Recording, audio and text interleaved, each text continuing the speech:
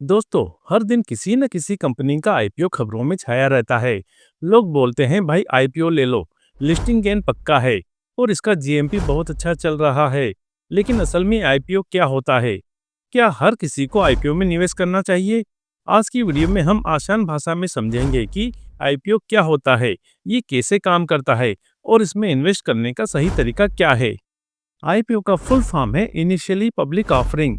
जब कोई private company पहली बार अपनी ओनरशिप का कुछ हिस्सा जनता को बेचती है और स्टॉक मार्केट में लिस्ट होती है, उसी को हम आईपीओ कहते हैं।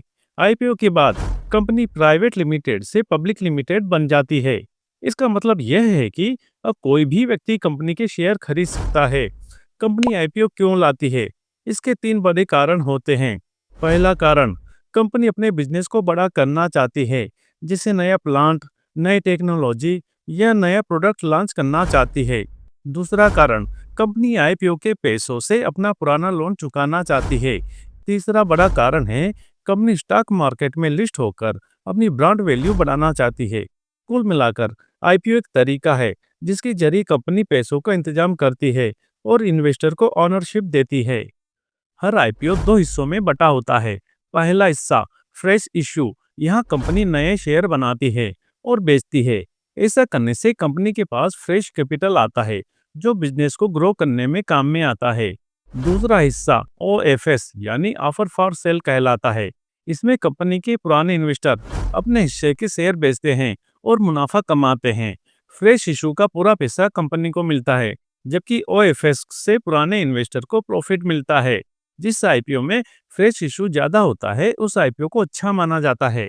आईपीओ लाने का पूरा प्रोसेस कुछ यूं होता है। सबसे पहले कंपनी सेबी के पास डीआरएसपी यानी कि ड्राफ्ट रेड हेरिंग प्रोस्पेक्टस जमा कराती है। सेबी इसकी जांच करता है और आईपीओ के लिए अपनी मंजूरी देता है। इसके बाद कंपनी आईपीओ का प्राइस बैंड तय करती है। इन्वेस्टर बिडिंग करते हैं यानी शेयर खरीदने की रिक्वेस्ट डालते हैं और आईपीओ का अलॉटमेंट होता है। इसमें कुछ लोगों को शेयर मिलते हैं और कुछ को नहीं मिलते हैं। अगले प्रोसेस में लिस्टिंग होती है, यानी शेयर स्टॉक एक्सचेंज पर ट्रेड होना शुरू होता है, जहां से हम शेयर को खरीद या बेच सकते हैं। लिस्टिंग के दिन शेयर का दाम ऊपर भी जा सकता है और उसे ही हम लिस्टिंग गेन कहते हैं। आईपीओ में इन्वेस्ट करना आज के समय काफी आसान हो चुका है और इसमें इन्वेस्ट करने के लिए आपके पास एक डीमैट अकाउंट होना चाहिए।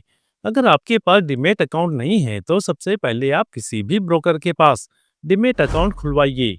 ये ब्रोकर जैसे Zerodha, grow, Upstox, angel one कोई भी हो सकता है। डीमैट अकाउंट आप ऑनलाइन भी बड़ी आसानी से खोल सकते हैं। इसके अलावा आप किसी भी बैंक की नेट बैंकिंग में एएसबीए या अज़बा प्रोसेस के द्वारा भी आईपीओ में इन्वेस्ट कर सकते हैं।